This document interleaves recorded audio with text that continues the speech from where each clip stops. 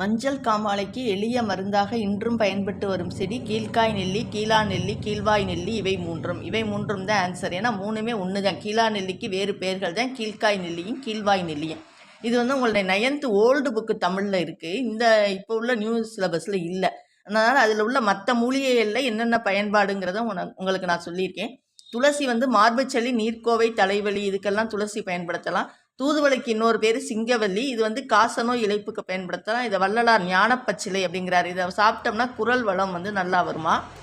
குப்பை மேனி வந்து நச்சுக்கடி, சொறி, சிரங்கு, மலப்புழுக்கள் வெளியேறும். மேனி துளங்க குப்பை மேனி, அதாவது சொறி சிரங்கு இல்லாமல் வலுவலுன்னு இருக்கும், அதுக்கு குப்பை மேனி.